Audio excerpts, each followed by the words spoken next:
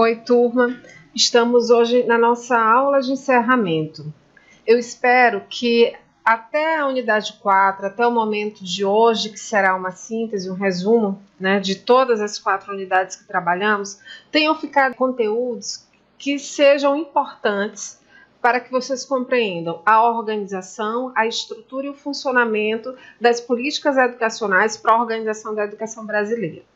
O tópico da aula de hoje é aspectos da organização e funcionamento da educação básica. Eu chamo de aspectos porque eu busquei selecionar os principais conteúdos para a gente organizar hoje uma síntese, um resumo de encerramento do nosso trabalho com vocês.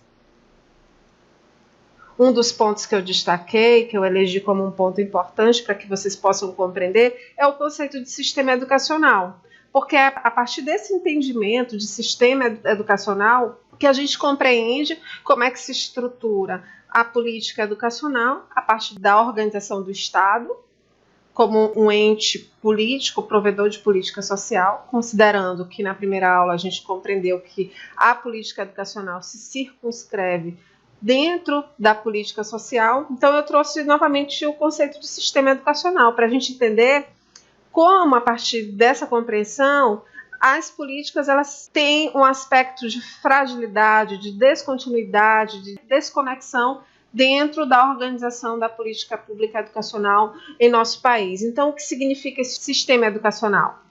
É a unidade de vários elementos necessários e intencionalmente reunidos de modo a formar um conjunto coerente e operante em torno dos objetivos educacionais traçados para uma população. Esse é um conceito que Dermerval Saviani ele trabalha, é um conceito que ele vem debatendo desde os anos 90, início dos anos 2000, ele retoma novamente esse debate no ano de 2010, quando ele organiza um artigo, um texto de debate nas conferências nacionais de educação. Eu vou retomar esses aspectos aqui. Então é importante para a gente entender que o sistema é esse conjunto de vários elementos, é uma política educacional que funciona de modo articulado. A partir desse conceito, a gente entende a fragilidade da organização da nossa rede pública educacional, das nossas redes, a rede estadual, da rede municipal, da rede federal, como há uma desconexão na organização do sistema público, que também se desconecta do sistema privado. Então, esse conceito de sistema educacional nos possibilita entender a organização de como é que está a situação da política educacional no país. A década de 1980 ela é marcada pela disputa do Plano Nacional de Educação e da Lei de Diretrizes e Bases da Educação. Então, é um momento em que há uma disputa de projetos educacionais para o país. Vejam que a década de 90 ela é marcada pela organização de vários movimentos, o movimento das diretas já, é o momento de luta pela redemocratização do país e nesse processo da discussão também de projetos sociais, entre eles o projeto social no campo da educação. Então é a partir de 1988, 1989, 91, 1992, por meio de CONEDs, Conferências Nacionais de Educação, articulado pelos movimentos sociais progressistas que inicia o processo de discussão da Lei de Diretrizes e Bases da Educação Nacional. Foi um tema que eu trabalhei também com vocês na unidade 1 e tiveram vários protagonistas importantes na organização dessa lei, sindicatos docentes, movimentos estudantis, associação de pais, movimentos sociais, para discutir o texto da educação que dá base à lei 9394 de 1996, que depois é uma lei que sofrerá várias alterações. Nós temos no ano de 1990 a Conferência Mundial sobre Educação para Todos em Jomtien, na Tailândia. Essa conferência ela dá o tom das políticas educacionais para os países da América Latina. E é a partir dessa conferência que nós teremos aí várias diretrizes da política educacional no Brasil. Um aspecto que é importante destacar em relação à Conferência Mundial para Todos é que nós teremos o Banco Mundial como o organismo internacional que fará a gestão, a concepção dessas políticas para todos os países da América Latina. Então, nós teremos as orientações a partir das determinações do Banco Mundial. Então, nós teremos a influência de vários organismos internacionais e um dos principais organismos que vão influenciar na dinâmica, no tom dessa política educacional será o Banco Mundial. Nós temos as Conferências Nacionais de Educação, que eu destaquei aqui também para trabalhar com vocês nessa síntese, nessa aula de encerramento, porque a gente tem, nessa primeira década dos anos 2000, um Plano Nacional de Educação, que é do governo Fernando Henrique Cardoso, e a partir de 2010 a gente inicia um processo de construção do atual Plano Nacional de Educação. Tem um destaque que o Dermeval Sarviani ele pontua bastante, que é em relação à diapasão, é a desconexão entre uma política educacional de um governo e uma política educacional do outro. Então, nós não conseguimos concluir as metas do Plano Nacional anterior a essa proposta das Conferências Nacionais de Educação no governo petista, e já a partir de 2010 inicia um processo da construção de um outro Plano Nacional de Educação, que eu vou destacar para vocês como é que está a situação do atual Plano Nacional de Educação.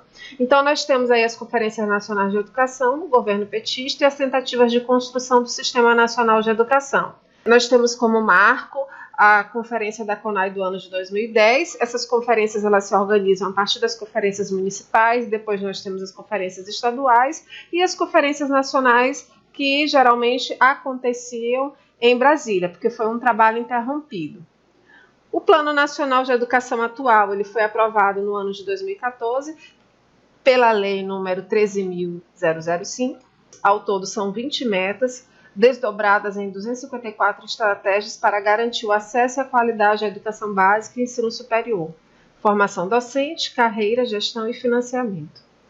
Entre as 20 metas, 16 dessas estão estagnadas, essa situação atual do Plano Nacional de Educação, e 4 dessas metas tiveram cumprimento parcial. A gente pode destacar, por exemplo, a meta de universalização do ensino fundamental, que é uma meta que foi atingida no governo anterior, de Fernando Henrique Cardoso. Uma outra meta que também ela teve o cumprimento parcial é de professores com pós-graduação em nível de mestrado e doutorado. Também é uma meta que já foi parcialmente cumprida, mas nós temos metas que estão ainda muito comprometidas no que se refere ao avanço das políticas em determinadas áreas.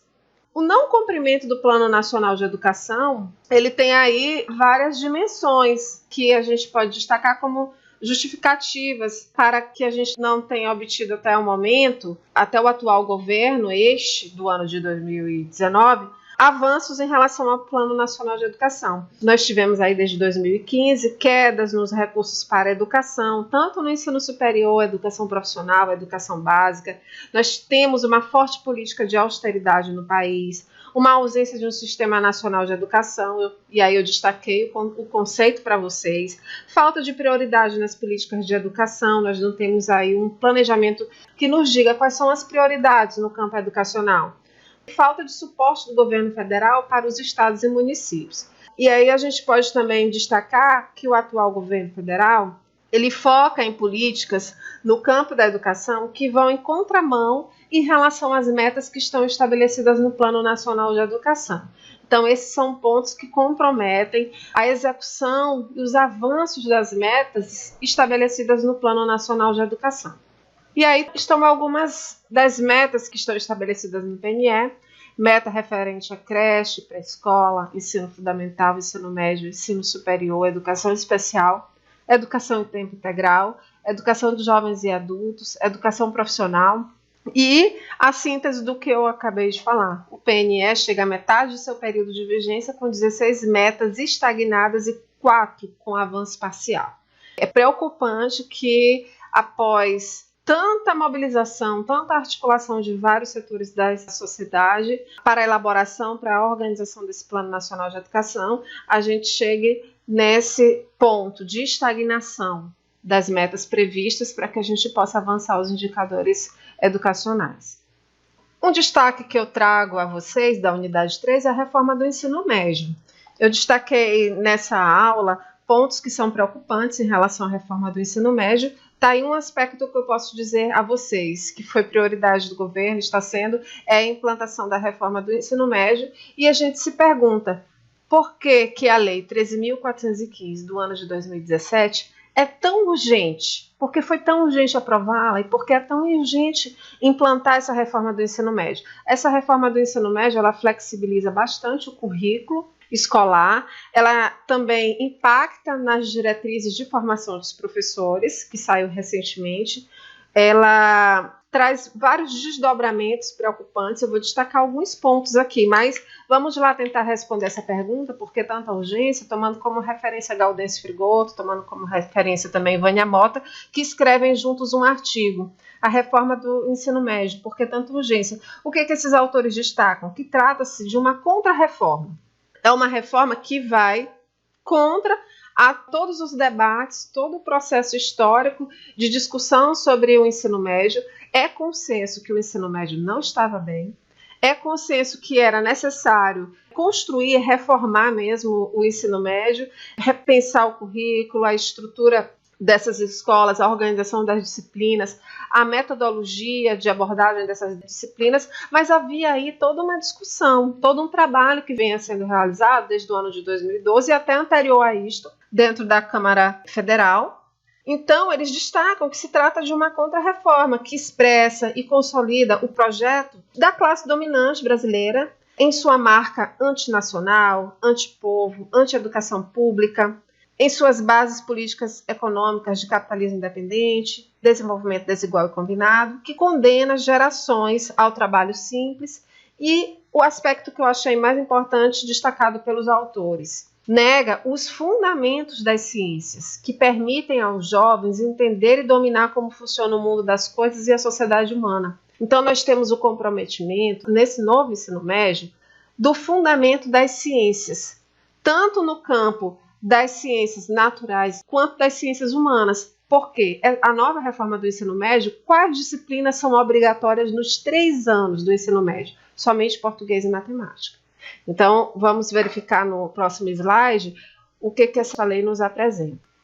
No artigo 3º da Lei 9394, passa a vigorar agora, acrescido do seguinte artigo, 35A.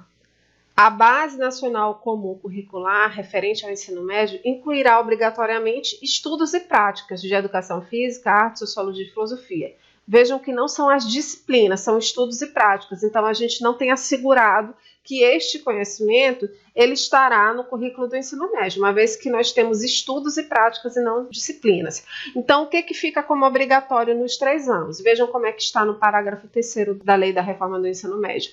O ensino da língua portuguesa e da matemática será obrigatório nos 3 anos do ensino médio. Então, estas são as disciplinas obrigatórias. Então, nós teremos como disciplinas obrigatórias a língua portuguesa e a matemática. E como é que vai se organizar esse currículo? Como é que ficarão as demais disciplinas, as demais áreas de conhecimento? Elas estarão organizadas em itinerários formativos, que é esse o termo utilizado na lei. O currículo do ensino médio será composto pela Base Nacional Comum e por itinerários formativos, que são linguagens e suas tecnologias, matemática e suas tecnologias, ciências da natureza e suas tecnologias, ciências humanas e sociais e o itinerário formativo da formação técnica e profissional. Então, não está mais garantido o que os autores chamam, o que é preocupante, os fundamentos das ciências, assegurados nos 3 anos de sua formação. Um outro aspecto que eu trago da unidade 3 é referente ao parágrafo 8º do artigo 36, que é sobre a oferta de formação técnica e profissional. Vejam que várias escolas não têm a trajetória, a história de oferta desta modalidade, do que estão chamando na reforma de itinerário formativo. Então, nos preocupa em como se dará essa oferta. Na reforma, na lei, sinaliza para parcerias. Essas parcerias elas podem ocorrer na própria instituição ou em parceria com outras instituições, mas não está definido na lei como será, critérios, etc. Então, nos preocupa em como se dará esse processo de profissionalização, na qualidade, nos conteúdos, na infraestrutura, em relação aos profissionais, aos laboratórios, enfim, é uma preocupação também em relação ao novo ensino médio. Um outro aspecto que também achei relevante retomar e que impacta na organização das diretrizes de formação de professores, na verdade, toda a organização do novo ensino médio, a partir dessa reforma, irá impactar nas diretrizes de formação de professores, que já estão vigorando, porque nós já temos novas diretrizes, que não são objetos de discussão desta aula, dessa disciplina. Mas, além dessa nova organização curricular, nós temos aí também um aspecto que nos preocupa, que é em relação aos profissionais com notório saber, que passam agora a ter direito de atuação em sala de aula. Então, nós temos aí no inciso 4º, os profissionais com notório saber, reconhecido pelos respectivos sistemas de ensino, para ministrar conteúdos de áreas afins à sua formação e experiência profissional. E essa imagem aí, que é uma das preocupações nossas nos cursos de formação de professores, é a discussão da didática, a discussão da didática como uma ciência importante na profissionalização docente, na especificidade da atuação do trabalho docente. E aí a imagem que destaca, notório saber não significa nada se não existir didática. Então, a imagem, ela sintetiza aí um dos aspectos preocupantes em relação à atuação desses profissionais sem a licenciatura, sem a formação profissional para ser professor. Aí eu trago a unidade 4, que eu destaquei, do Sistema de Avaliação da Educação Básica, que surge a partir de 1993, ele é aprimorado. Nós temos o SAEB, que passa a compor de 2 grandes eixos. O primeiro é o acesso ao ensino básico e o segundo eixo é relativo à qualidade. E o SAEB, ele se organiza a partir do ano de 2013, a partir da Avaliação Nacional de Alfabetização, a ANA, que consiste numa avaliação censitária com alunos do 3º ano, e aí nós temos a ANA, que é essa primeira avaliação nacional de alfabetização, depois a ANEB, destacada em negrito, Avaliação Nacional de Educação Básica, e a ANRESC, a Avaliação Nacional do Rendimento Escolar, mais conhecida como Prova Brasil. Trouxe novamente esse organograma para que a gente veja aí o que é esse sistema de avaliação da educação básica. Então, nós temos aí a ANEB, a ANRESC, Prova Brasil, e a ANA, Avaliação Nacional da Alfabetização. O atual governo, ele anunciou aí perspectivas de alteração nesse sistema de avaliação da educação básica. Como não tem nada alterado ainda, formalmente, vigorando, então eu apresento essa estrutura para vocês. As metas do IDEB, dentro do Plano de Desenvolvimento da Educação definido pelo Ministério da Educação anterior, determina metas até 2021. Uma das metas é que os anos iniciais do ensino fundamental atinjam a nota igual a 6 dentro do IDEB até 2021. E que referências de notas são essas? São as notas que eu trago agora na tabela para vocês, para a gente relembrar um pouquinho. O Plano Nacional define metas para cada biênio até 2021. As médias nacionais do IDEB previstas pelo PNE estão consolidadas nessa tabela. Então, 2013, a gente tinha 4,9 como referência de nota para os anos iniciais do ensino fundamental. E os anos finais, 4,4, o ensino médio, 3,9. Então, essas notas elas foram progressivamente a cada 2 anos, que é o período que ocorre a cada biênio, que ocorrem essas avaliações, foram progressivamente aumentando essas notas. Então, em 2017, qual a referência para os anos iniciais? 5,5.